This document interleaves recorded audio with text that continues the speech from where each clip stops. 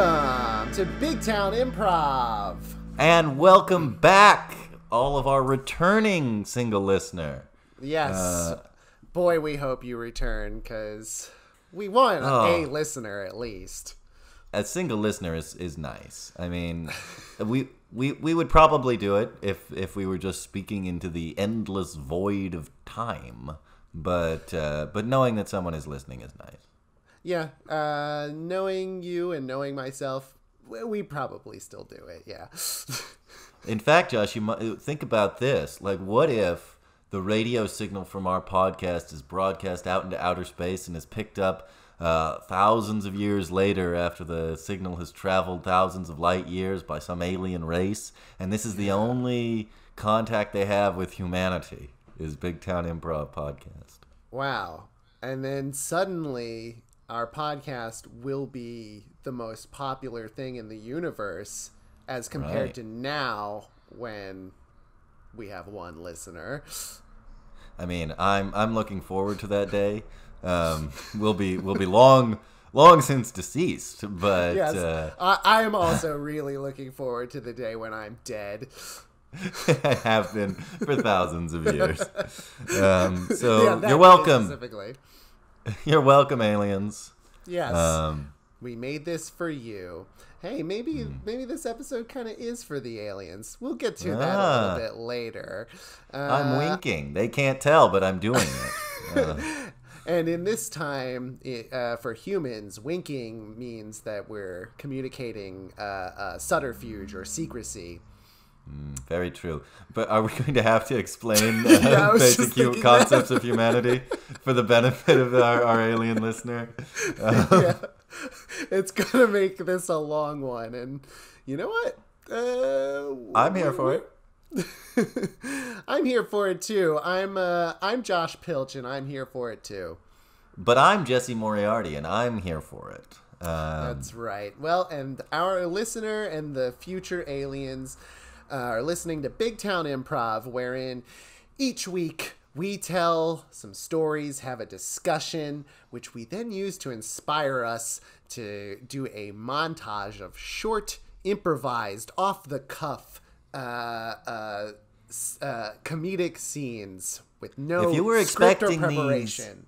If you were expecting these scenes to be on the cuff, you're not at all. These are fully off the look cuff. At your cuff. The cuff is left long ago behind. And then in the second half of Big Town Improv, we'll be bringing you a long scene involving multiple places, locations, and characters, like a whole film or radio play. That's right. And to get us started and inspired to start telling the stories from which we draw our inspiration, Jesse has a device called... Indeed. The random word generator, or the RWG as I call it. You never have before, but I'll trust and I won't again. But now it's going to generate some random words, and here are your words, Josh. All right. Confuse, analyst, computing, discipline, prize, create, mercy, express, dribble, and progressive. Okay. I got some stuff I can get to from dribble, probably. Oh, you were a famous basketball player back in the day. Yeah, it's weird that I've never covered that in any of the other stories. I've got one. Oh, yeah. Yes. No, let's hear yours first for dribble. Let's hear the dribble story. Well, actually, this may surprise you, but not only was I not a star basketball player, I actually wasn't very good at the sport at all. I, like so many other artists and creative types, developed, hand-eye coordination rather late in life, which made me hate sports for most of my young life, because I I guess I hated anything I wasn't immediately good at. It's a very mature position I was to take. little kid. I was a little kid. I learned my lesson about that, I don't know, this year. All right. So you did not enjoy basketball or any kind of sports. No, but so then when high school gym class came around, it was when like finally those things were starting to click for me. And like suddenly I could shoot a basketball, but I was like nowhere near like the level of people who had been playing their whole lives, like even just for fun. But I guess where I'm going with this is like, there is sort of a group of us with sort of a similar background where we all started to really like playing basketball and stuff like that, but we were just like no good. And I remember we would get together and like play on this court by my one friend's house, and like it would be really fun. But then if like anybody else came to play, we had to be like, yeah, you deserve this. Like, and they'd be like, well, we could all play, and we'd be like, you don't want that, I don't think. Nice. But I'm going to spin this off to just a general story about high school gym class, which is a different time when we were playing soccer, which also has dribbling in it. For our European listener, you're talking about American soccer? That's right. Which actually is the only soccer. Yeah. Yeah. I'm talking about football. Our European, I guess our listener is European and alien. And alien, yeah. And future. So there was this group of us that were bad at sports, and some of us more sort of like rebellious and disaffected than others. And my one friend, who is a constant kind of a maverick, always goes his own way, is not interested in being popular. This is my friend Noah. I just saw him over the holidays doing well. Was he just had to turn in his badge to the chief because he was... Yeah. He had to turn in his soccer badge. He's a loose cannon. Doesn't play by the rules. Actually, that's sort of true. So he was, we were all divided into different teams, like small soccer teams that we were playing indoors. And he was given the role of the goalie for his team. And he decided that the thing he was going to do, because he didn't want to try. He didn't want to make it look like he cared about what was going on. Like... classic sort of teenage point of view.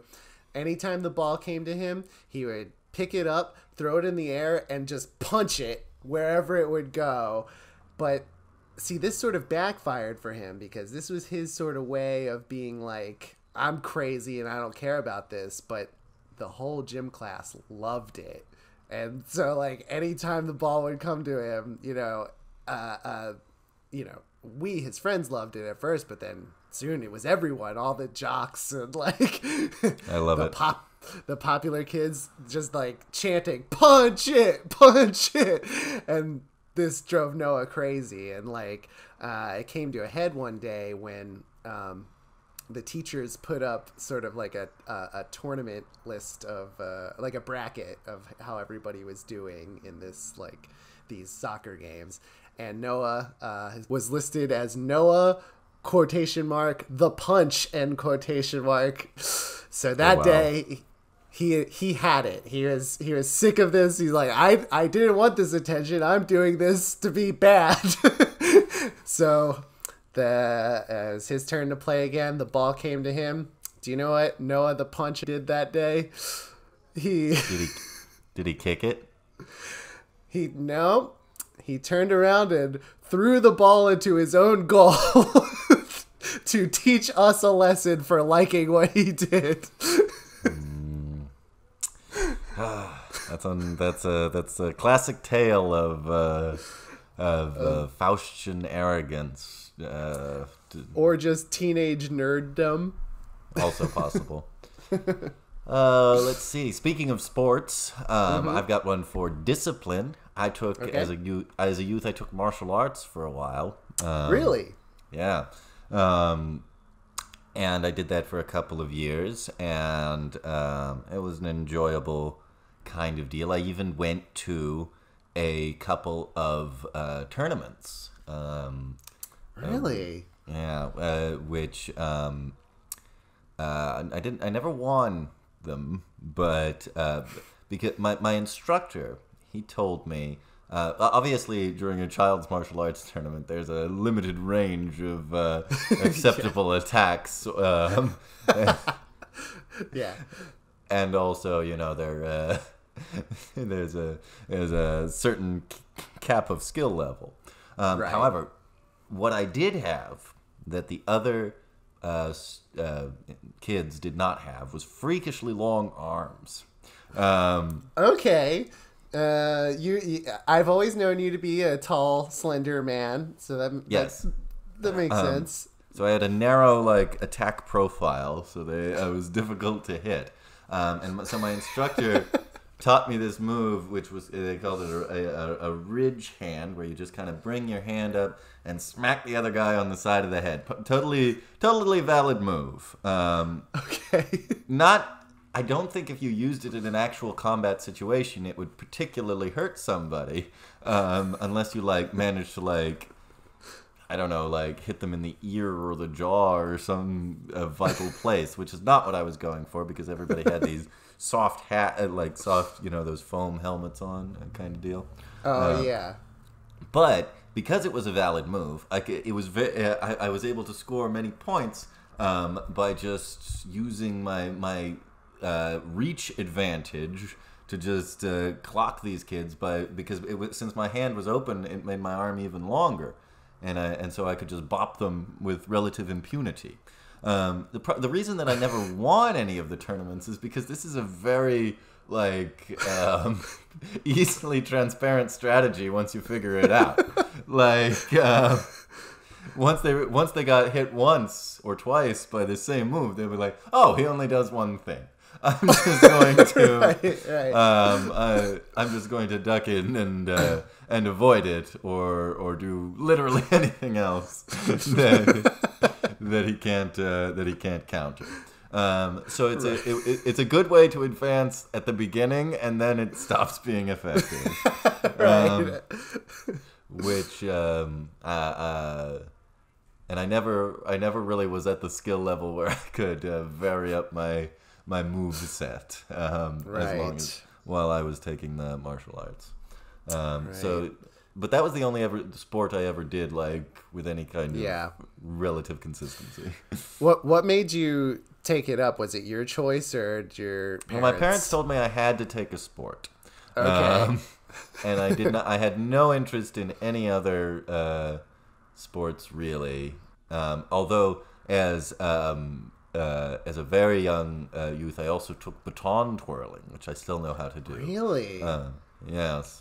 That's pretty which cool. Which is a skill that it doesn't really. I always wanted to graduate to the level where you could just twirl a baton that was on fire at both ends, but you had to be over 18 to do that, and I didn't stick with it long enough.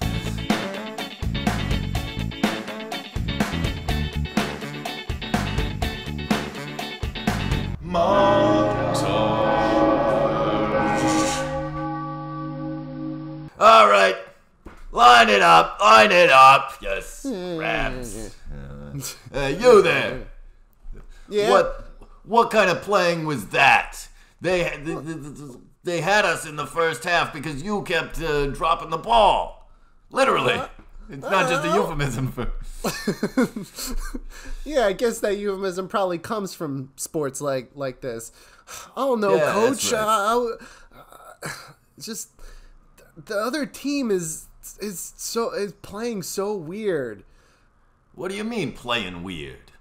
I just they're not playing basketball the right way, coach.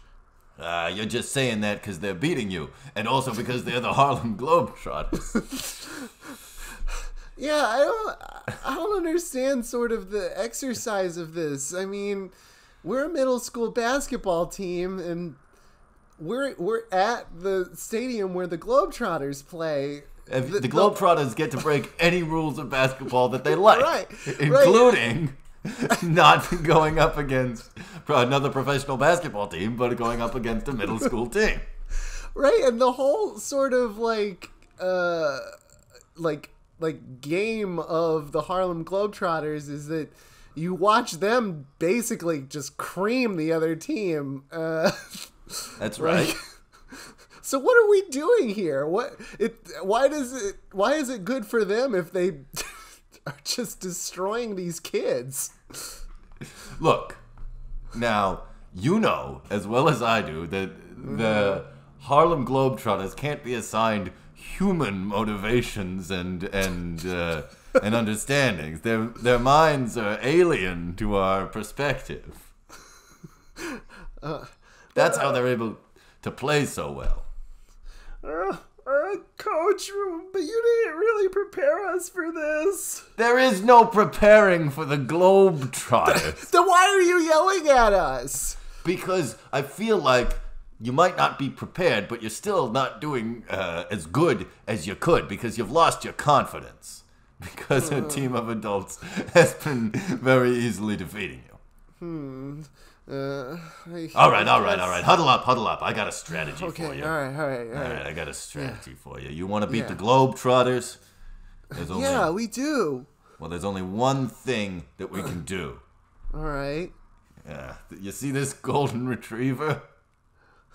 Well, yeah, I've been wondering about that the whole time he was there. Yeah, Coach, what's up with that golden retriever?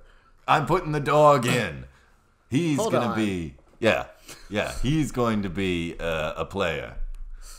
Oh, wait a minute. I don't think it's...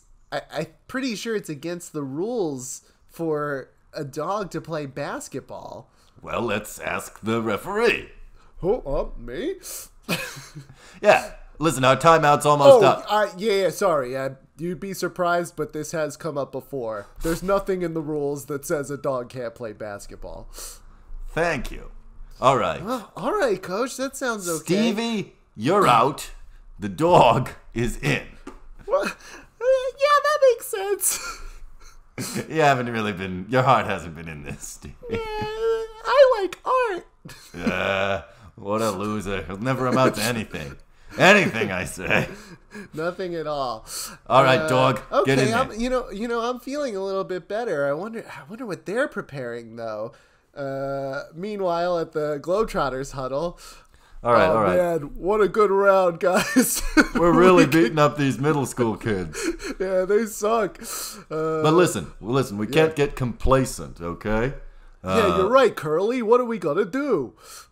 Well, let's see. First, I shall compose a poem about the softness of the breath of a dove. That's a pretty good idea. Wait a minute. Fellas, are you seeing what I'm seeing? Is that a Golden dog? retriever. Oh no, they've exploited the rule that not a lot of people know, that it is okay for a dog to play basketball. It's actually not a specific rule. It's the lack of a rule that's preventing it. You're right. This could be the thing to completely undo our strategy of telling poems, spinning the ball on people's heads. Doing all sorts of wacky things. Listen, we've trained to defeat humans, but never a dog. You're right. You know what? I think there is someone that we could maybe introduce into our game to help once again level the odds. And by level the odds, I mean make it so that we stack can them kick their ass. clearly in our favor. Yeah. All right. Who is it? Well, just before I came out on the court, these cartoon aliens started talking to me and told me they discovered a potion that make them all get big and really good at basketball. Oh, so they stole the talent from some other players and... That's right. Encased it in a magic basketball. I'm familiar with this strategy. There must be something... Referee, is there anything in the rules against that? You're gonna be really surprised, but I've seen it happen before, and nope, it's totally fine for the Monstars to play basketball. Well, all right. Okay, bring him in. Let's completely change the lineup with a group of beings that we have never met before. Hello, I'm Danny DeVito. Are you the manager of these aliens? Yeah, that's right. They're ready to play a game with you guys. All right. Well, we're just actually all gonna sit out, and your aliens are gonna take up the entire lineup of our team. Sounds good. Meanwhile, at the kids' huddle, Coach, wait a minute, Coach. What the? They got Danny DeVito's aliens. Oh no, this man. is. Can a dog beat aliens? Don't worry. We're gonna have to mix sports here a little bit, but this is Christopher Lloyd. He's an angel. He's he can't be seen by anyone except you kids, and he and his angels are gonna help us win the game so that your parents will reunite. Oh, cool! I didn't know you knew about that. Oh yeah. It's really sad. We talk about it a lot in the teachers' lounge. Oh, bummer. Great Scott, everyone! I'm ready to help you. Meanwhile, back at the Harlem Globetrotters. Wait a minute. Oh, guys. I can't see him, but I get the feeling that they've got angels helping them out. Yeah, I'm pretty... Oh, boy. Fellas, this is going to spill the end. This spells the end for us. Oh, great. And on top of everything else, look, that stupid professor just tripped and fell and spilled his... green goo everywhere. What an absent-minded professor he is. I might even call him nutty, you know? No, I would go absent-minded, I think. I think a nutty professor is kind of a different thing. That's the kind of person who is has a family who is all played by him. An absent-minded professor is more likely to make a dancing green blob that helps you jump really high. Huh. It's an interesting distinction, I have to say. All right. Wait a minute. Speaking of, we should take some of this green stuff. Well, put it on our shoes and on the shoes of the aliens who are also playing. Yeah, don't hoard it all for yourself. Meanwhile, back at at the kids. Oh man, my gosh, they're leaping. They've got the absent-minded professor's secret green slime and put it on their shoes. Oh no, what are we gonna do? Wait a minute. Sorry, guys, I'm so distracted by that funny family that's having dinner over there. Oh yeah, they all look very... Hercules!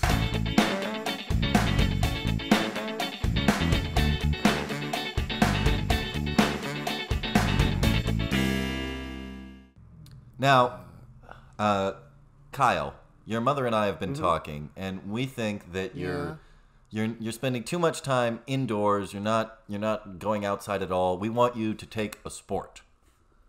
Come on, Dad. I don't like sports. I like playing video games.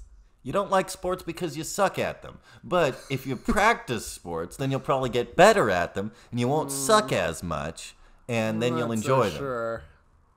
Look, I have a pamphlet here of the various after-school sports that are being offered, okay? All right. So I'm going to go through them. And so you just tell me if there's one that really seems like it might be something that you enjoy, okay? Okay. I doubt there'll be any.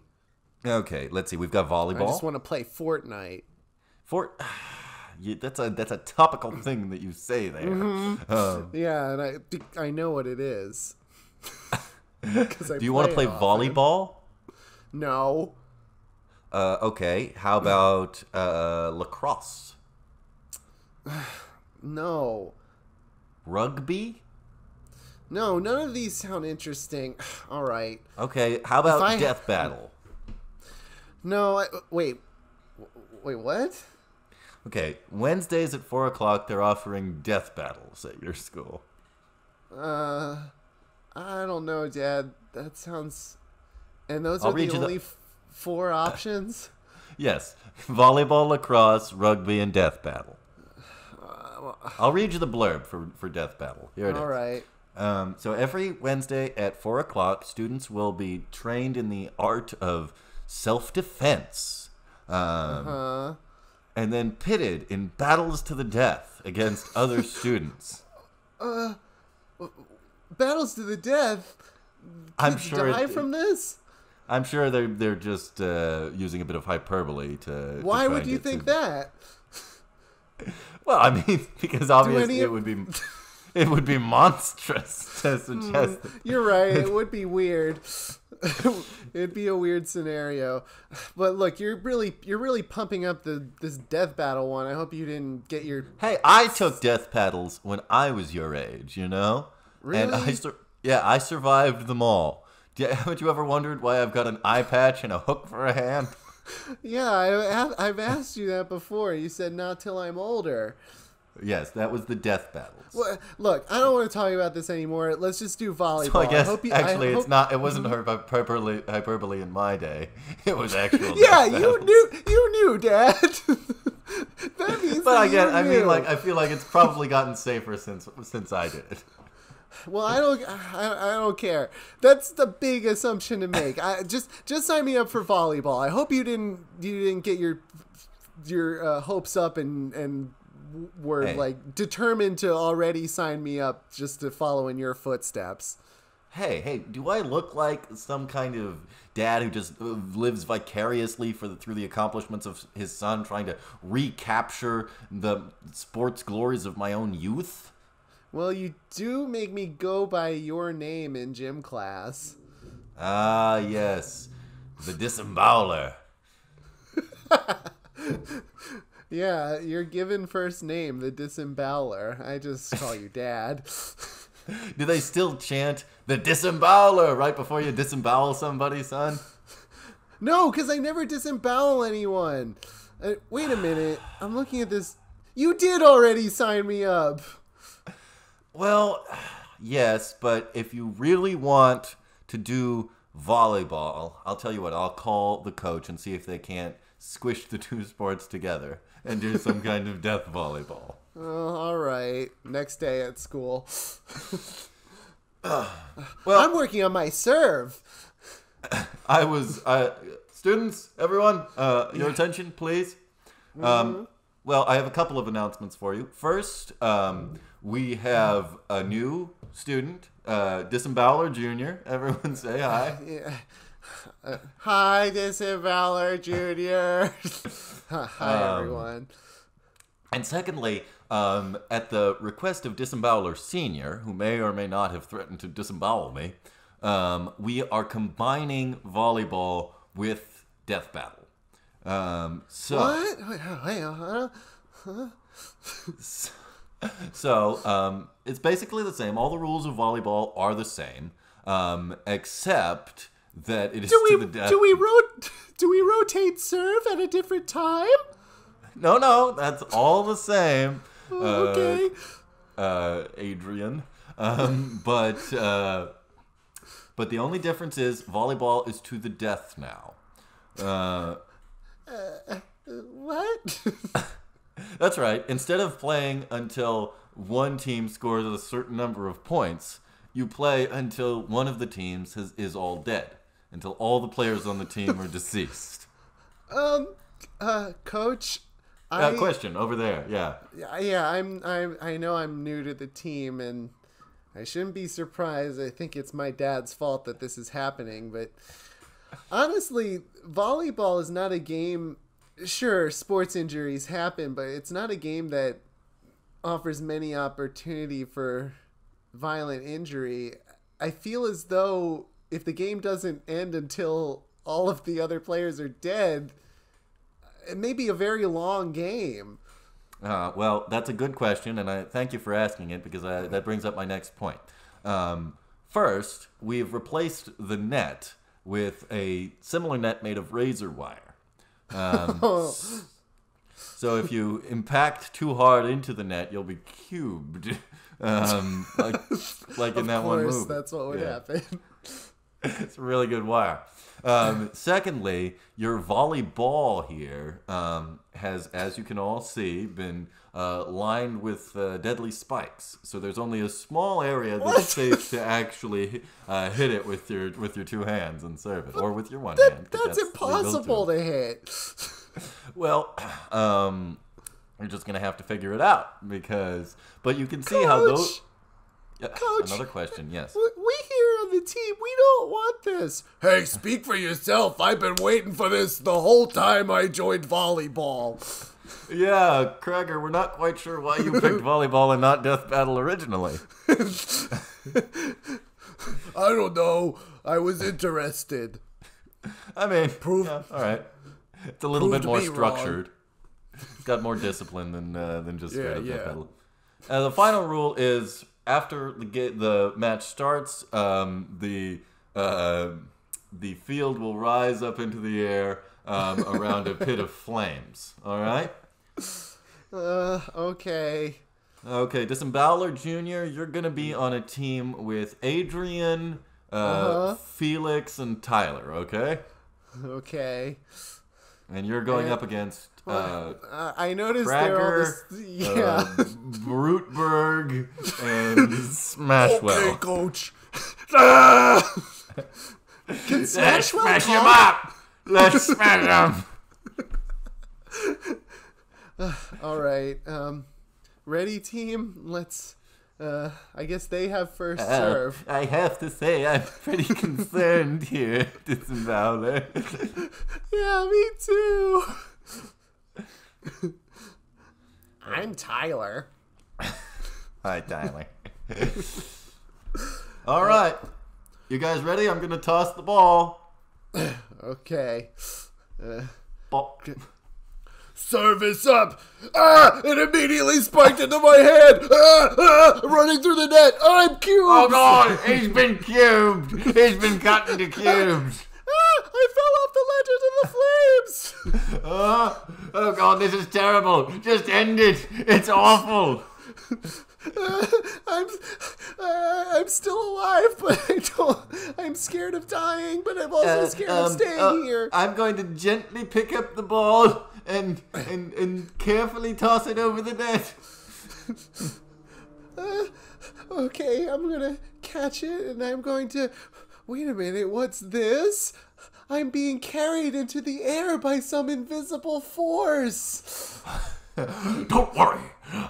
Your parents will be reunited after all. What? At the start of this, my parents were together. My dad even mentioned it. Well, your dad's insane plan to put you onto a death volleyball team caused them to separate. But now, we're going to get them reunited. Oh, okay. Unless you don't want that, which is actually a reasonable position to take. Yeah, can you just fly me away from here? Yeah, sure. Yay, wee! Oh, he's just leaving. Which means the game can never end. Sorry, kids.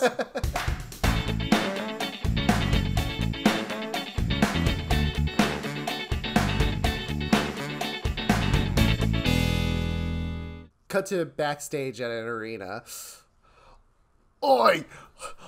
That bloody audience didn't understand our music at all. Listen to them all chanting our names, asking us to come back and play more. Didn't they realize the point of what we were singing about? Yeah, we was trying to be terrible at music. I hate that they like us. What do? We were telling them to hate the establishment, even though the establishment's great. Yeah! We were telling them to rebel against their parents, even though their parents provide food, shelter, and support. Right. We were telling them that love stinks, and when actually Love is the most wonderful feeling there is in the world. Oh, how have we... Every time, we go and we do a concert and we keep trying to fail and we just keep getting bigger. I'm very bothered by this. Guys, they love you out there. They're calling you out for an encore. Do you think you got one more song in you? I don't want to give them what they want, but what's with that smile on your face anyway, Larry? Listen, as your guys' manager, I'm really enjoying this. I know it's frustrating for you because I know that you keep trying to lose, but your constant lack of success in that area is very lucrative for me as your musical manager. What a frustrating point of view. I've got an idea. All right. Now, I've written a new song, eh? Nils, where are you going with this? Well, just as I've said, we play this new song, and it'll be all about things that we do like, see? And because singing about things that we don't like has not worked, right? Right. I see what you mean. So if we sing about the things we like, maybe we'll fail at last. Maybe we'll have a real bad show and people will be like, oh, we don't like it. And we can finally stop playing all this rock music, which is extremely stressful. Yeah, it's so hard to remember how to play all the notes, and I hate that. Have you seen how many strings this bass has? It's got so many strings. Yeah, 4, right? 4 strings. And then and Eugene over on drums, he's just constantly hitting the drums. Oh, yeah, it's all starting to hurt a little bit. Well, you should be using sticks, Eugene, but... I mean, that one's on you. That's on you. All right, then. In fact... why don't you take these sticks and use them for the song? All right. Yeah. We're ready. We're gonna go back out. All right. Hello. We're back! Yay! Now listen up. You said encore, and we speak French. We know what that means. You want us to play another song. Yeah, they understood us, even though we weren't speaking our native language. Now here's the thing. We actually don't enjoy being rock stars. Yeah! Down with the establishment! Do you realise how much disposable income you've given us? It's more than a single person could spend in a lifetime. We've been trying to donate it to various causes. Yeah, they're charitable! But listen, we've got a new song now, and Neil Grisco is about to play it for the first time on the stage. Are you ready, Neil? Oh, I sure am, Nils. All right. All right, we are Neil and the Nils, and this is Things We Like. Okay, and I'll start by playing my annoyingly heavy guitar. Oh wow, this is really good. I'm enjoying this music. This sounds great. We as part of the youth culture love it. I'm currently writing a biography on the history of music, and I'm gonna start a new chapter about this. We like the government, and we like our parents. We like love, and isn't that apparent? Oh man, they're singing ironically. I love it. Yeah, satire! Look at how they're really lambasting those things which we don't like, genuinely. Satire, satire, satire. No, stop that. Cut it out. Eugene, play a really long drum solo. All right then. Man, they're so much better now that guy is using sticks. That was my one complaint about them. He's just smashing his head into the drums, and we really just felt bad for him, but he's actually an extremely talented drummer.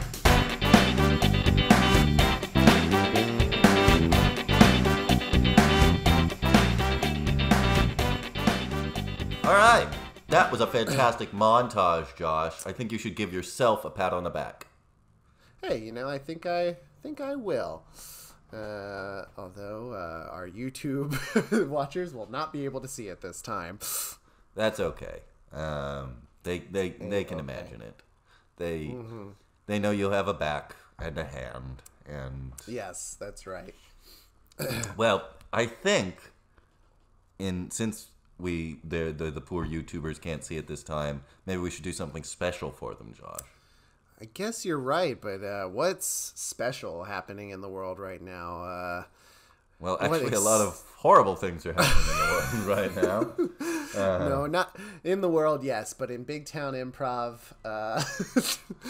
we set our sights into the fun world of pop culture, and we're about a month away, I guess, from the release of the final in the latest trilogy of a little series called Star Wars. Whoa. Now, you might not believe it, but though I wasn't very good at sports, I did really enjoy Star Wars. Yeah, that makes sense. Yeah. Yeah. So now, of course, though, it's a little bit unreasonable for people to have seen every single Star Wars movie ever made, don't you think? Right. Yeah. Yeah, because, well, actually, genuinely, how many are there? There's three prequels, right? three original trilogy. There's 3 sequels, right. And then there's Solo and Rogue One, and a cartoon movie also. And the cartoon movie, yeah. So that's 12 movies. That's crazy. Jeez. That's genuinely unreasonable to expect. And I've seen, I think, 11 of them. Did you? Which one did you not see? I did not see Han Solo. Jesse and I have talked, and we're having so much fun here on Big Town Improv, where we've talked about sort of playing with the format every now and then. So we're thinking, perhaps, in order to fill people in on what they may have missed from this long running series, is perhaps we will perform it for them from memory. There you go. We'll get into more detail about that in a minute, but this is perhaps the moment that I should take to give a little apology to the listener. For if you happen to listen to episode 6, our Christmas episode, you may have noticed that it may have seemed like I thought that The Mandalorian was a prequel series about the life of Boba Fett. And I'm here to say that, no, my character thought that. I know what The Mandalorian is. This has been weighing on him for 4 episodes. I feel terrible, guys. But at least you've cleared the air now. At least you've got it off your chest. Feel a lot better. Wasn't an apology. It was just an excuse. Yeah, but that's okay. I did like the worst possible type of apology.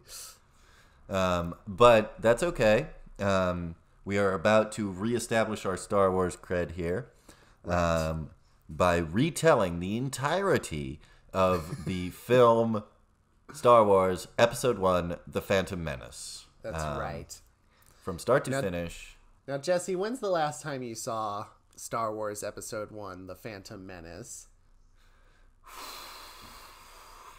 I will have to confess, Josh, that it has been some time.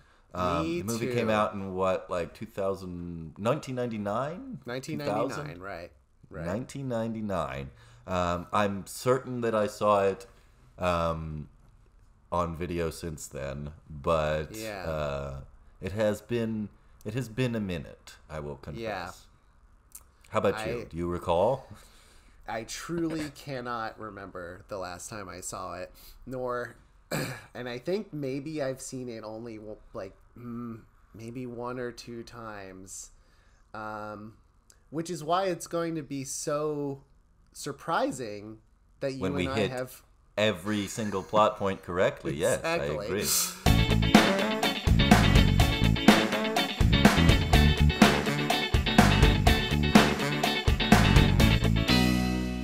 A long time ago, in a galaxy far, far away. Opening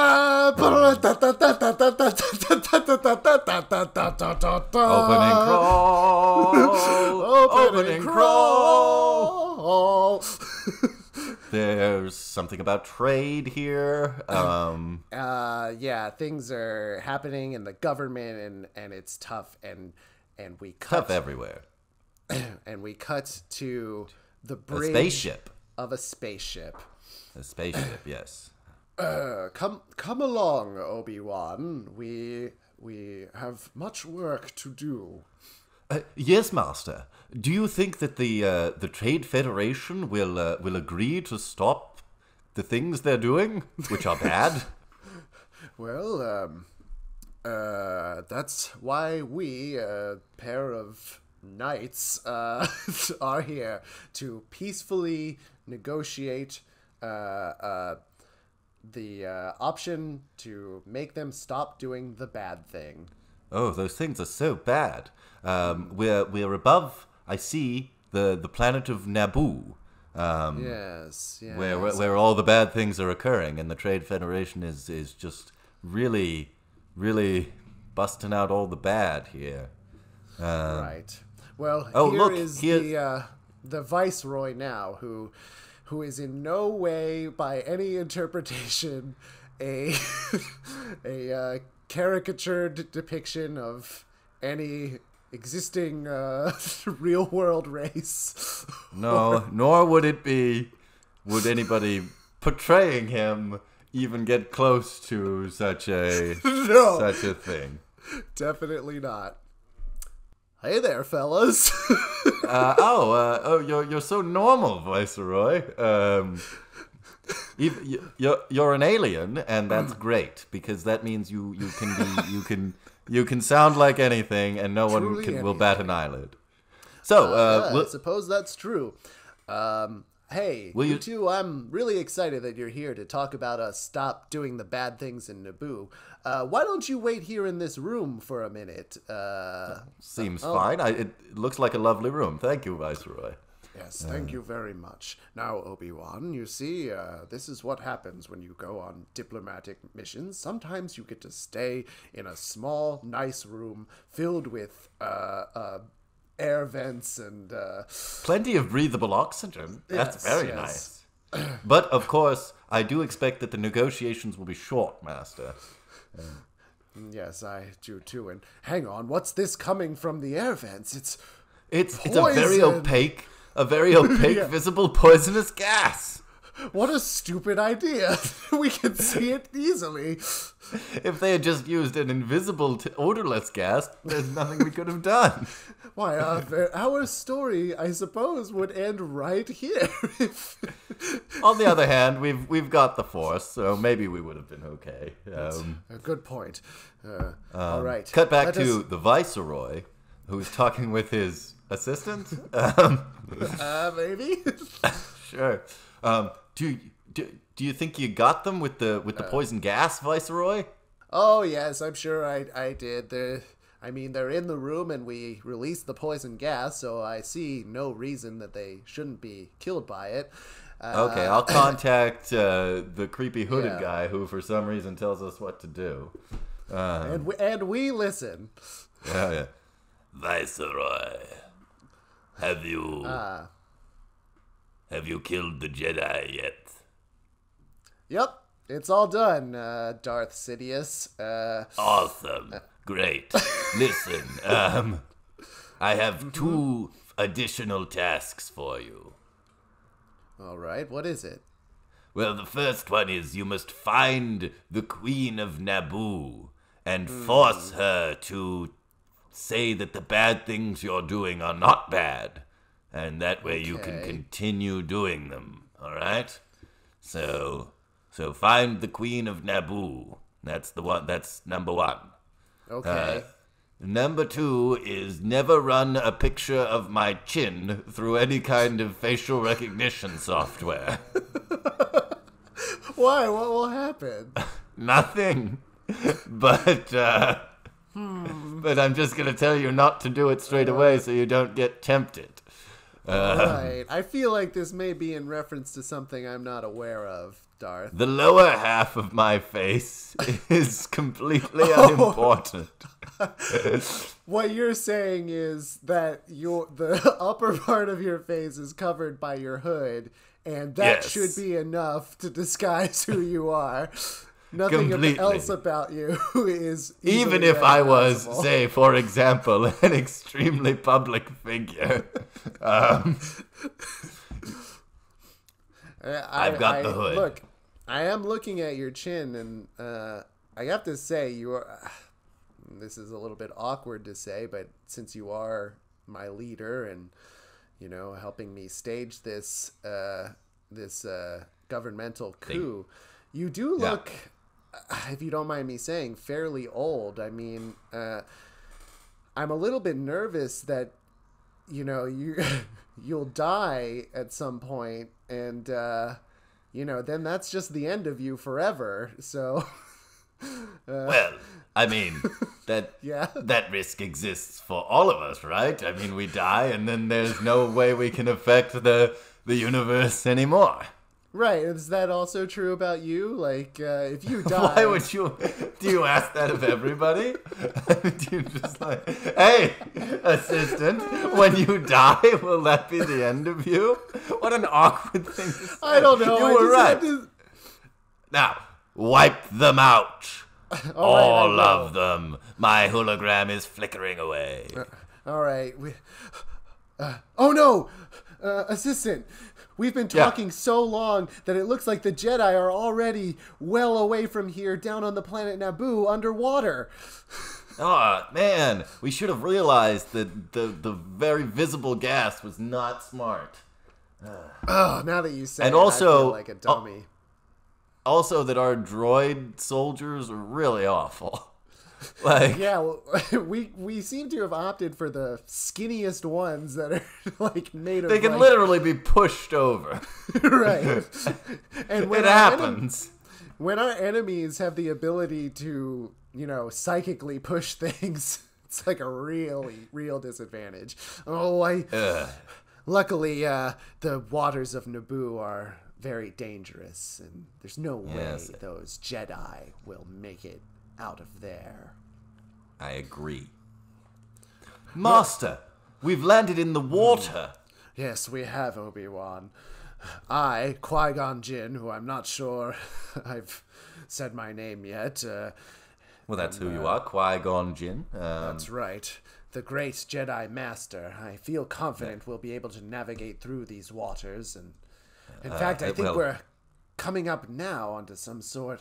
We already evaded a scary fish. Did we? Oh yes, the fish. Well, do you think, Master, that we might run into some idiosyncratic locals here? Well, I suppose that is possible. In my experience as a master, the Jedi, which you are, and exactly what that entails and how you got that position is not really important, I suppose. Right. It's clear enough. Yes, I have noticed that occasionally when we land on new planets, we'll meet some interesting characters, often ones that are helpful and welcome additions to our party as we continue on our quests. It's very true. Though, it occurs to me, sir, Yes. Master, that the Queen of Naboo is probably in danger, If I was running this evil invasion, I would want to capture the Queen of Naboo. But, it's weird that the Queen of Naboo is a human person, and the non-human people of Naboo have to live in this swamp. Are we sure that we're rooting for the right team here? It's best not to ask too many questions in regards to the specific mission that we're currently on. Good idea, Master. Oh, here we are at this underwater city. Look at these strange. Look at these strange fish, amphibian, reptile sort of people. Yes. I hope they don't have an extremely irritating way of talking, Master. You know how much I don't like that. I know, it's a particular annoyance for you, Obi-Wan. Hello there! There it is. All right, what's your name so then? Happy to see you! Well, all right, let's hear your name. My name? Misa. Jar Jar Binks. Everybody's favorite person. Yes, I feel like you built your persona around thinking that you would be a lovable, comical character, and it's falling kind of flat because you're so irritating. Yes, the boss of Swamp of Naboo has invested very much in making sure that my presence is well known to everyone, as it is his opinion that I will be very likable and marketable. All right, well, let's go talk to him. We need to get a ship to take us to the capital city where the human queen of Naboo is. Okay, yep. Right this way, and I'll do a funny dance. Master, after we finish up in this city, we can leave him behind, right? Well, yes.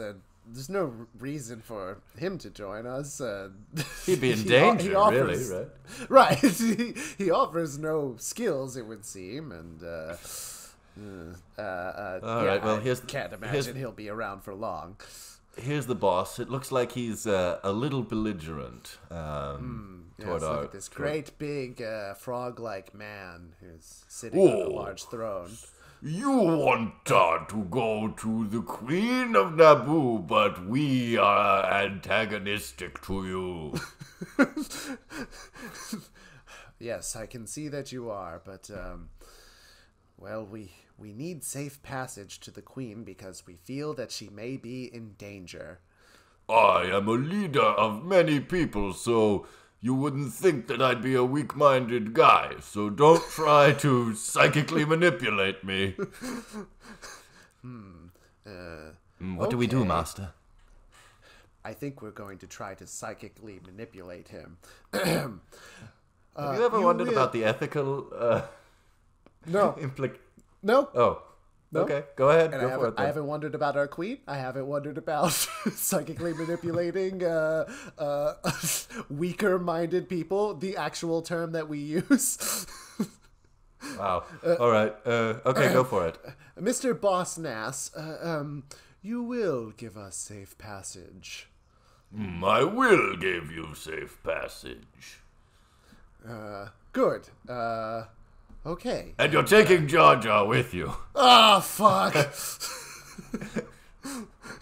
I should waved your hand a little too far. Yeah. Yay! Follow me. I take you to a submarine. All right. Yes. At the very least, this looks like it'd be a cool Lego set. Let's go. Yes, young Padawan, it's true. And by the way, I just remembered we didn't get chased by a big fish yet. We got chased by something, right? Droid or something? So, yes. All right, here we go. Speaking of, Master, there's a big fish now. Yikes! Big fish coming right for us. Oh, a bigger fish has eaten it, Master. Oh, that's lucky. Still, this is an awful place to live. Why do you live here, Jar Jar Binks? Well, the Queen of Naboo forces those that all right, she okay, deems unworthy. That's okay. We don't need to hear all that. All right, here we are coming up on the surface. Whoa, look at the beautiful architecture that the human city of Naboo is. Wow, this place is nice. Why wouldn't you want to live here? Well, we do want to live here. Shh, Jar Jar, taking in the sights. Oh, okay. How do you think we'll be able to recognize the Queen, Master? That's a good question. Well, my Jedi intuition is telling me that should we meet only 2 women on all of our travels, No. then the one with the fanciest makeup and biggest hat must be the Queen. Look, Master, there. I see a woman with fancy makeup and a big hat, but she's being escorted by some of those really sad droids. Yes, we'd better go and talk with her. I think that's what All right, I'm just going to knock this droid over. Oh, right, it's the bad droids. Yeah. Look at them. They suck. Wow. Right. All right, come with me, Queen.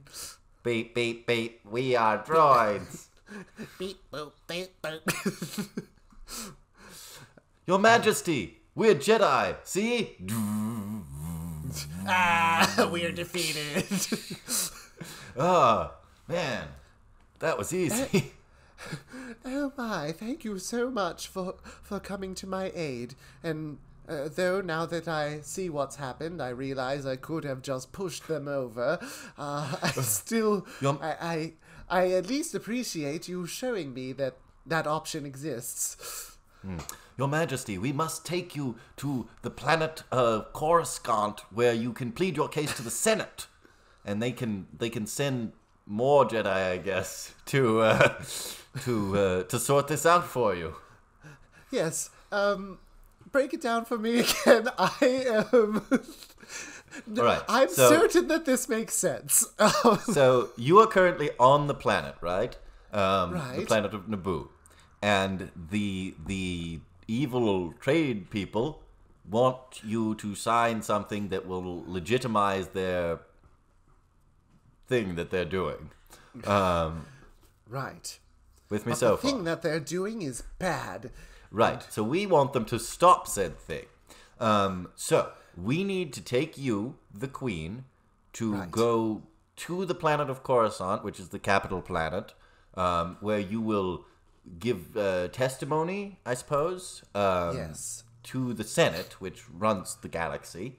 And then the galaxy will be able to finally say, hey, Tread Federation, you said you weren't doing bad things, but the Queen says you are doing bad things, so you've got to stop the bad things. I believe. Okay? Wow. Also, we have to take Jar Jar. Hello! Obi-Wan, it all made sense up until that part. But you know what? A hand to you for succinctly explaining that in a way that not many people probably could. All right, well, let's get on to your ostentatious starship here. And Yes. we'll, however, I will need my handmaiden to come with me. My poor, I'm sorry to say, but disgusting handmaiden covered in rags. she doesn't look that. She's just very plain and unremarkable. I will pay very little attention to her, Your Majesty. Yes, although, yes, plain and unremarkable in that she's not really made up, but she does still basically look like a movie star. Well, I mean, that's true. That's all right. Master Qui-Gon, you've been very quiet. One might almost say that your characterization is a little bit lacking. How dare you? That really hurts my feelings. Does it? Because you don't emote enough for me to be able to tell. Fair enough. Let's go. All right, on the spaceship, and we're taking off. Oh no, they're sending fighters after us. Let's do some evasive maneuvers here and return some laser blast fire. Oh no, they've shot us. We've been damaged. We'll have to send out the droids who live in the ship to repair it. Right, I don't remember this part. Yes, well, R2-D2 apparently lives in this ship, And What? Yeah, R2-D2, go out there and fix the blaster shot while we escape. Beep, boop, boop, beep, boop. Oh, there he is. Okay, he's done it, but he can't repair everything, I guess. Wow! So we're going to have to crash land on this desert planet. Oh no! Okay. Well, no one. We're all fine, but this is another shitty planet, I have to say. Oh no, we keep winding up on all of these bad, shitty planets. And look at these. As much as beautiful as it was to look at Naboo, now when I look out on this planet of Tatooine, I can't imagine throngs of desperate fans suddenly erupting into applause at this sight. No, that seems unlikely, Master. Cut back to the Trade Federation. Sir, we're getting another call from the hooded evil guy. Oh boy, all right, put Darth Sidious on. Viceroy, have you managed to capture the Queen? Yeah, here's the thing, Darth Sidious. Did you know that they had R2-D2 on their ship? What? Yeah. R2-D2's like the best droid in the galaxy. Yeah, they just had him there. He was just on the ship? Yeah. Does he live there? What? I don't know. It didn't make a lot of sense, but yeah. Well, he's in the story now, I guess. Yeah. Well, yeah. So you haven't managed to capture the Queen. She's escaped with the Jedi. No, my lord. Very well. I shall have to take a more direct hand in this. This is my apprentice. Walk into the frame. Walk into the frame of the hologram. Yeah, come on. This is my apprentice, Darth Maul. He looks fucking awesome. Yeah, that is so cool looking. Yeah. Wait till you see the double-bladed lightsaber. You're just gonna fucking shit yourself. Holy shit, that's awesome. Darth Maul will go and find your missing queen. Holy shit, you know what? Yeah, fuck me, dude. This guy is so As cool. an antagonist, you really don't measure up, do you? Not even close. And yeah, and honestly, like, it's probably good for him to take a larger role in this plot, because then we'll only just get to see how his personality matches the how cool he looks. I mean, you would think that he looks like the freaking devil at a rock concert. He must be like really like cunning and sadistic or something, right? And he's going to say lines that communicate that. Yeah. I mean, he's been nodding through this whole conversation. Oh yes, so. he's taciturn, which is not a bad thing, but right. But he's gonna involve himself. Go on, Darth Maul, find the Queen. Okay, I will. Thank you. Oh. Huh. All right. Man, okay. Well, he still looks very cool, sir. You're right. Yeah, you're right. He does. Back on Tatooine. Master, we're missing parts for our spaceship. We can't fly to Coruscant until we can fix the spaceship. Yes, and I have no expertise on spaceship engineering, as much as I do know about this world, and I do have an interesting personality, and sorry, let's I'm a little hung up on what you said earlier. Wow, I was much more hurtful than I intended, apparently. All right. It's a weird thing to say. Let's go into town and see if we can find some replacement parts. All right. Oh, here's a junk shop. Let's try this shop and no others. Okay, but what are the odds that we're going to get it on the first try? And all right, I guess we better look for the proprietor of this shop. And much like the Viceroy. Hello, everyone. I run this junk shop. Me, a perfectly normal space alien fluttering around here. Yeah. By I'm the just way, a small... Yes. Jar Jar, you're okay, right? Misa don't know. Well, what can I help you with? Mysterious travelers? We have landed on this sandy planet, and our star cruiser is missing a key component to help us complete our travels, and we're hoping maybe we could find the missing device. Oh, we've got devices here. I've got exactly... Oh, good. I've got exactly what you need, so problem solved. It will just cost you a lot of money. Hamana. That's going to be 50,000 of our currency. You do not want any currency. Sorry, that doesn't work on me. I have more willpower than a leader of a whole people. Oh, man, it doesn't work on him. Bad luck. Yeah, we could just threaten him and take it. No, but that is not the Jedi way. You see, our ethical standards are extremely important, and right. But think of this from a utilitarian perspective. If we don't get the Queen to Coruscant, her whole planet is going to die. I think that justifies threatening, bluffing one junk dealer on a small planet, right? No, Obi-Wan, it doesn't. All right. You still have much to learn. I guess I do. I guess there's only one thing to do, and that's one of your patented Qui-Gon Jinn elaborate, unnecessary plots. Yes. Well, let me get my slave boy in here too. That's right, we have slavery here. That's still not ethically justified to threaten me. No, it's Slave, always come in here. wrong. Slave. I want everyone to understand that I, Qui-Gon Jinn, am a centrist.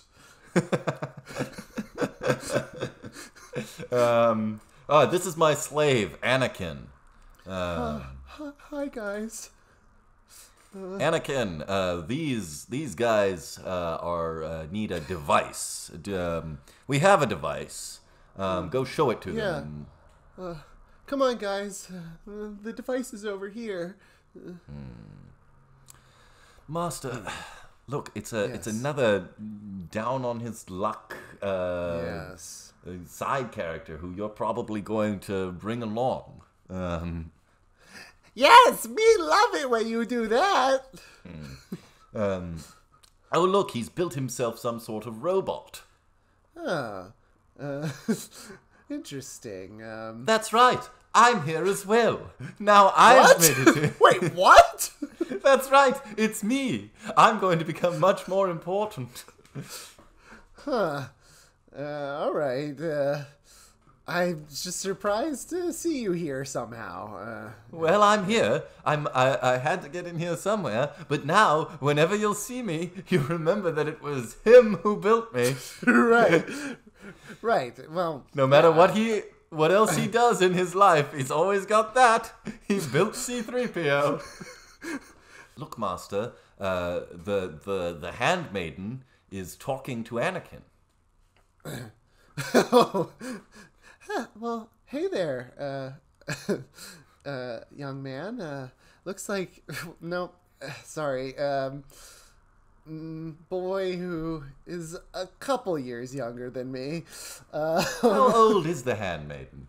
Is it ever said, Master? Do we establish this? Is it?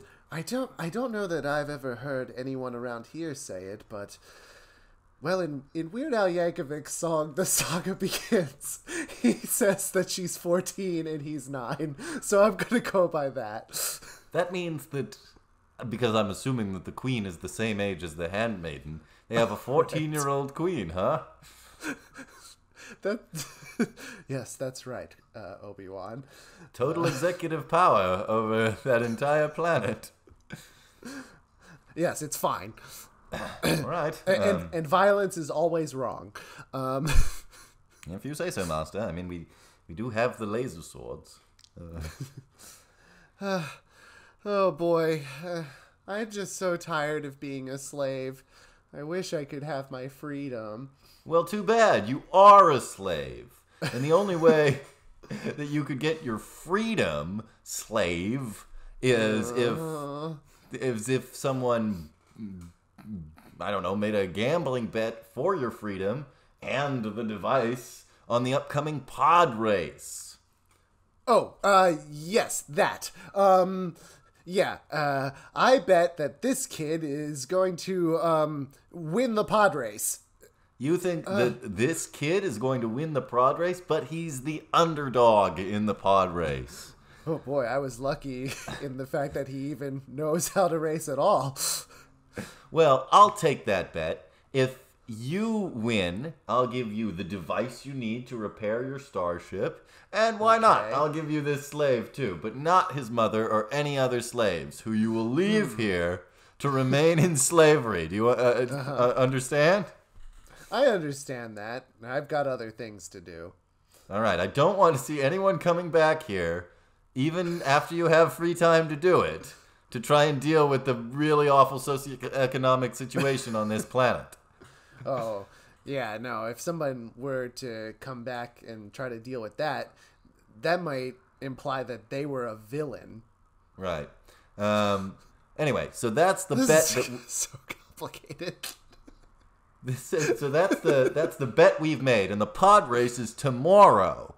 So you better get ready, or don't, because I want you to lose the bet. All right, Watto. Oh yeah, and I guess if I win the bet, then I get your spaceship. I guess is what's going on. You have yourself a deal. All right, okay, I'm fluttering off. I don't need to check with any of my companions. We all Master, agree that this is the best. You've come up with another zany scheme. I sure have. That's why they call me Qui-Gon, the zany scheme guy? Can that be my thing, or... I mean, I guess we can ask Master Yoda when we get back. Yeah, all right. We cut to the pod race the next day. All right, Anakin. Listen, Yeah? you're going to have to race this pod, which I guess it's like a little cockpit with two big engines that pull you forward, right? Yeah, that's right. I built this one myself, right after I was done building C-3PO. That's still so strange to me. Just odd. Very, very well. Now, make sure you win the race, because if you lose the race, then there will be serious consequences, which I guess is you remain in slavery, and we have to figure something else out to get off this planet. Yeah. Let's take a break from our galaxy-spanning tale of intrigue and war to have a sporting event. All right, ladies and gentlemen, it's me, the two-headed announcer. And I'm the other head. All right. And here's look, Jabba there's- the Hutt. Remember him? He's What do you important mean, as remember well. him? It's not a very large planet. Right. All right. Looks like he is waving the flag to begin the race. There goes Anakin Skywalker and the other racers, all of whom have names and detailed backgrounds in the... Sure, like Sebulba and Ben Quadinaros. Naturally. Wow, the race is going really well, but Sebulba is cheating. Well, and that would be a big disqualification for Sebulba. However, cheating is allowed in pod racing. But Which wait, I guess means it's not cheating. I mean, if it's allowed. I mean, cheating by definition is against the rules. Yes, it is a bit of a paradox, but we can all see what's happening. What's this? Anakin Skywalker is the only human who is capable of pod racing, even though it doesn't look that difficult. and he is currently struggling with all this cheating. Yes. It looks like his pod is stalled out. There's no way he's going to be able to get back into the... Oh, wait a minute, what's this? Looks like he's moving over to the passenger side of the pod, and a golden retriever is getting in the driver's seat. Let's ask Jabba the Hutt. Is that allowed? Nothing in the rules. There's nothing in the rules against it. The golden retriever is successfully piloting the pod forward. Wow, look at him go. Oh, but look, Sebulba is getting an assist from the angel Christopher Lloyd. Great Scott! Oh, man, that's his catchphrase from a different film, but it's still pretty pretty identifiable as him. It's not enough. Anakin has just crossed the finish line, and Sebulba is left pounding in the dust. And that's the pod race. That was enjoyable. I'm glad that we took the time to do that, Otherhead. Me too. Wanna make out? I mean, if you've got two heads.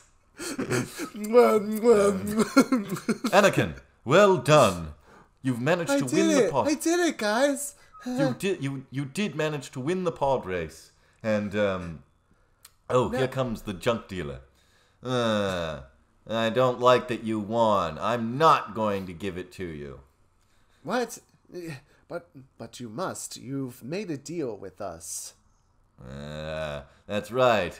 But I'm kind of antagonistic, so if I say that I'm not going to, then you actually end up threatening me, which you could have done at the beginning. Oh, I see. Watch closely, young Padawan, Kenobi. Yes, Master. Yes, Master. Why, you, backstabbing charlatan, I'm not sure if I'm using that word right. No, it's fine, it's fine. You, had better not back out on this deal, or else I will be forced to use my lightsaber. Forced to use. Because the Jedi. Yeah, no, here are the parts. Thank you. I'll be... All right, let's go. Anakin's mom, make me dinner because you're my slave. Wait, guys. Can't my mom be free too? No, didn't you hear the terms of the deal? She's not. The bet was just you. There's not... Well, I'll just stay here then, because I'm 9 years old and I want to stay with my mom. No, you can't because you got the Force. What?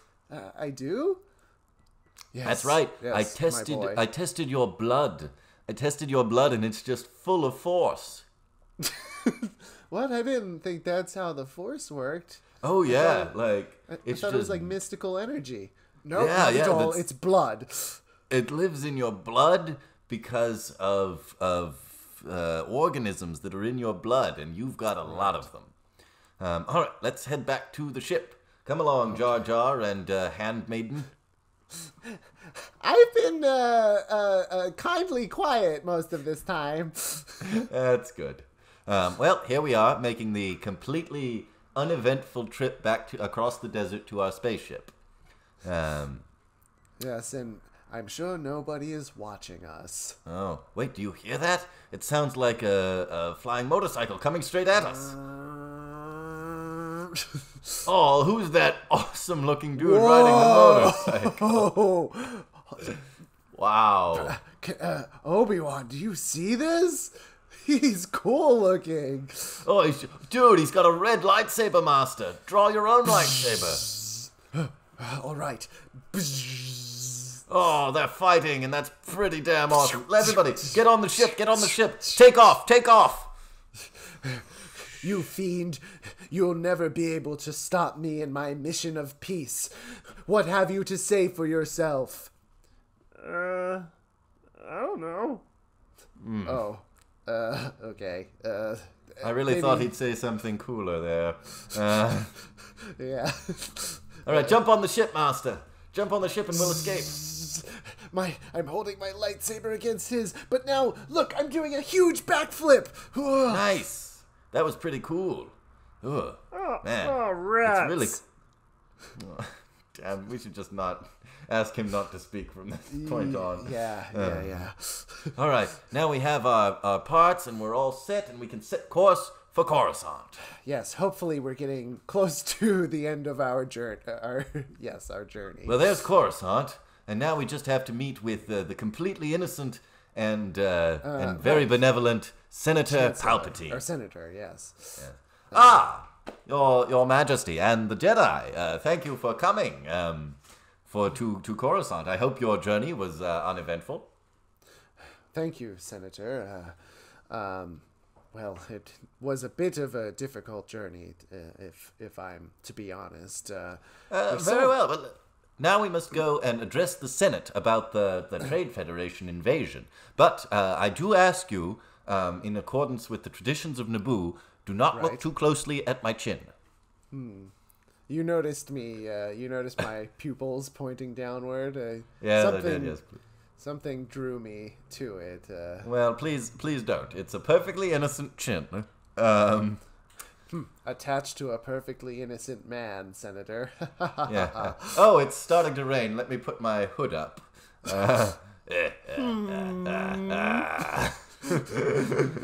What was that? Nothing. Here we are.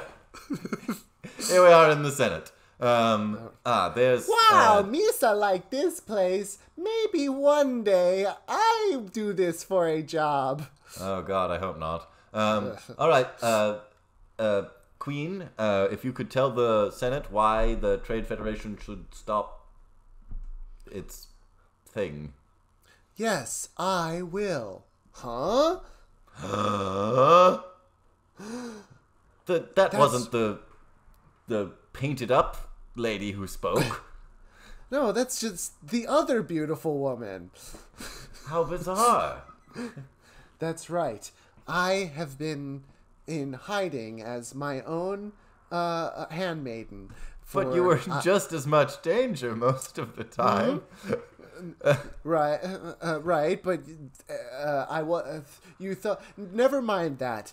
I'm here to say that what the Viceroy and his Trade Federation are trying to do is a bad thing, and we shouldn't allow that to happen anymore. Well, I, the Supreme Chancellor, say that there's nothing we can do about it because the Republic has a lot of very arcane and Byzantine bylaws. So there's nothing that can be done, and as long as I am Chancellor, which I am, then you're completely out of luck. Just totally out of luck. Completely out of luck. Senator, this is a bit of a sticky situation. Wait, what? I mean, yes, Your Majesty. He didn't say anything funny. Or did I miss something? Or what we should do is vote in a new Chancellor. Make me the Chancellor, and then I can help. Oh, I see. Padme must already know about this. That's why I nominate Senator Palpatine to become the new Chancellor. Titter. Very well. In accordance with the laws of the Republic, Palpatine is now the Chancellor, a position that he will hold until his death, at which point he will no longer be able to affect the universe.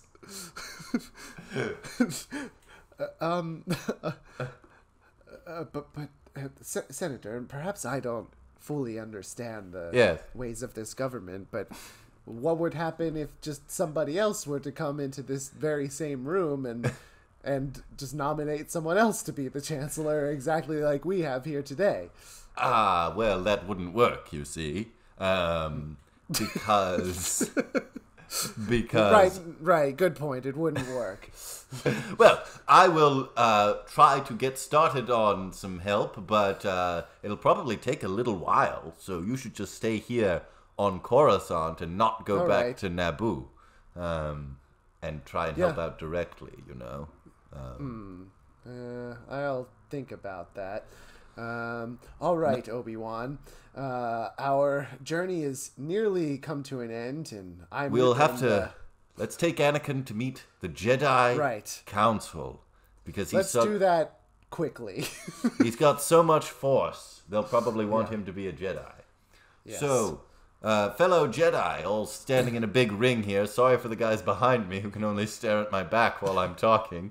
I want to see me, the lady with snakes for hair.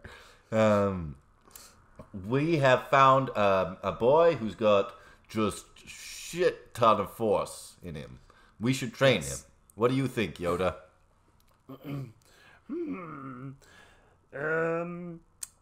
Not train him is what I think we should do. Wait, that actually...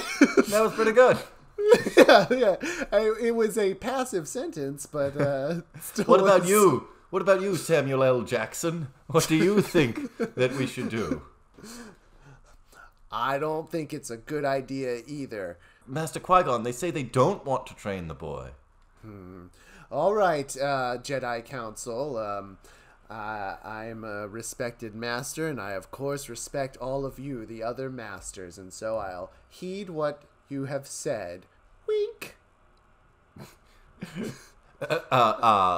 It's me, the Jedi with the really big head. Did you just wink?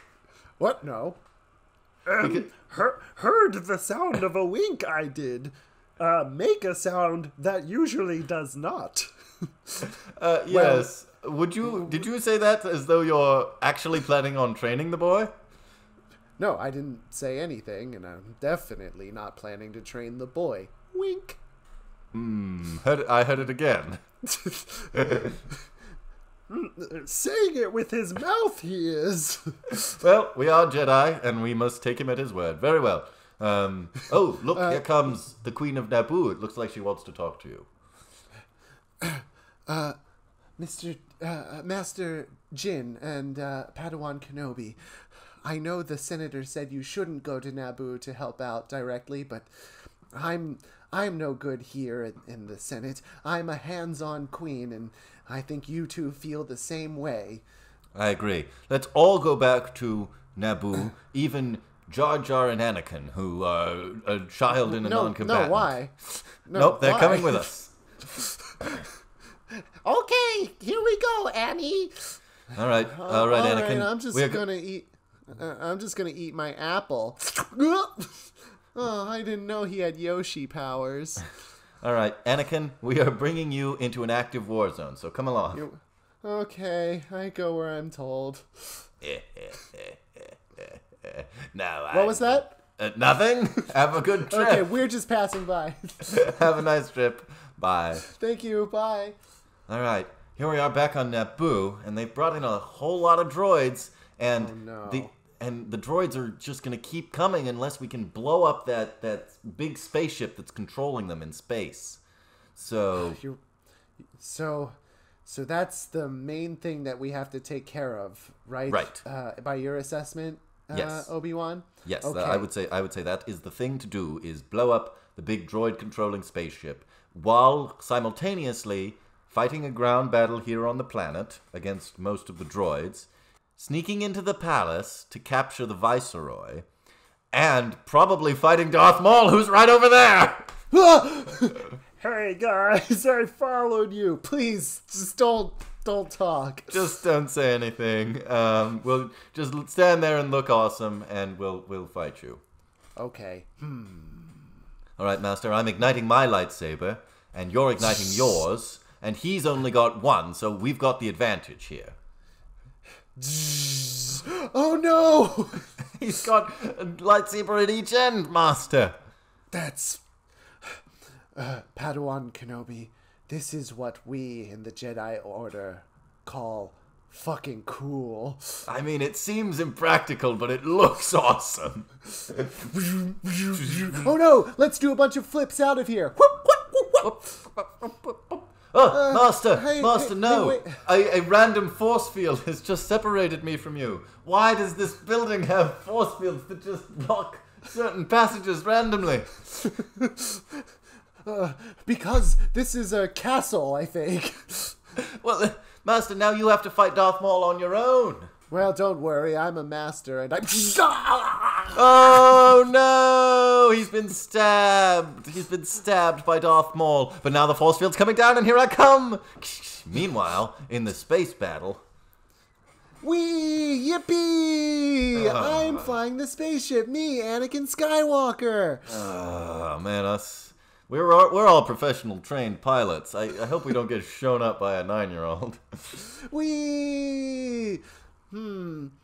I guess I'm supposed to aim for the mothership, right? Yeah. Hey, wait a minute. Is anybody here in this ship with me? Beep boop boop beep boop boop. Huh? What? You're here? We've just been part of this all along. I guess I have a pretty close connection to you, R2-D2, as well as C-3PO. I got left behind on Tatooine, but I'm talking to you via Skype, so good luck, Master Anakin. Listen, if no matter what happens, we will, R2-D2 at least, will hopefully tell the generations of the future everything about this. Yeah, I mean, it seems like it'd be relevant. Anyway, firing missile! Boop! You've done it! The droids are all shutting down, but this victory is bittersweet, because cut back to the fight with Darth Maul. Yeah. Oh no! I've been knocked into a pit, and I'm only clinging on by my fingers. You can kill me easily now. Yes, and I will, just like I killed your master. I'm gonna use my normal voice now, because you won't be able to make fun of me, because you'll be dead. The Force! Do a backflip, and now I'm behind you, and you've been chopped in half. Oh, I shouldn't have talked for so long. Oh, my top half is sliding off my bottom half. Hope I don't end up just floating in space somewhere. Oh. Yeah, well, if you do, I hope you don't get robotic chicken legs out of this. Huh? Don't worry about it. Into the hole with you. Well, victory has been achieved thanks to Anakin, and thanks to Padme, and thanks to Qui-Gon, who is dead. And Qui-Gon didn't say it before, Master Yoda, but it's pretty clear that that mysterious, awesome-looking warrior was a Sith, and that means that the Sith are back. Strange that Qui-Gon wouldn't mention that. I think he did, but we just passed over it. Yes, things started to move very fast as approached the end you did. Look, there's the extremely innocent and benevolent Chancellor Palpatine clapping Anakin on the shoulder. I like you, old man. It's true, I, an old man, will take a interest in this young child. This is fine. Now, we'll be watching your career closely and trying to turn you evil. What? Yeah. Oh, by the way, we found a picture in the computer of the other Sith. Here he is, but as you can see, he's wearing a hood, so he's completely unidentifiable. Looking at his chin, I am. I'll just walk by. Hi, Yoda. Oh, hey! Well, time for a big parade. That's how these things always end. Yes, I think you're right.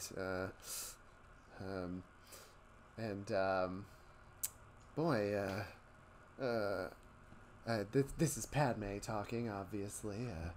Yes. Things sure did end kind of with a fizzle, huh?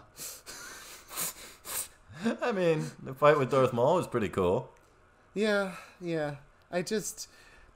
my question sort of is, do we feel good about this, or like you know, or did we have so much goodwill going in to the battle that it's sort of shielded us from... I hear what you're saying. I think we're all on the same page there, Padme. Yeah, we are. We cut to the editor's room where George Lucas is talking to his editors. Ugh, these fans just don't get it. I'm trying to make them hate my movies. Well, okay. What if in the next one, more Boba Fett? But child Boba Fett. I like the way you think. And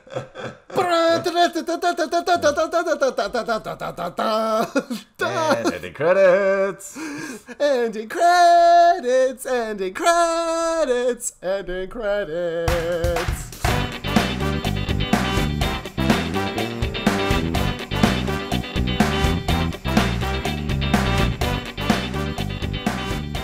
I think that was actually surprisingly accurate.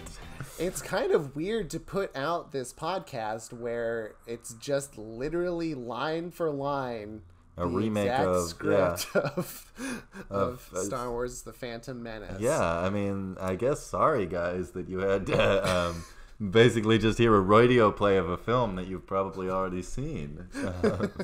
Yeah, it's a shame for you guys. I will say that was helpful to me in understanding that movie. Well, I just had to go inside of it.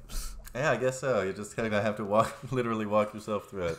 Now, yeah, the Phantom Menace, of course, had whatever else you can say about it. It did have a fantastic Wonderful musical score by John Williams. But you know what other musical score I love is the musical score of our podcast here, Josh. And who does that? That's right.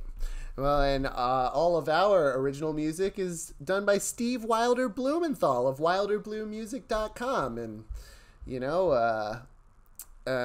with that, I say that John Williams can suck on these. Oh, wow. Yeah, I think Steve Wilder Blumenthal would echo that position.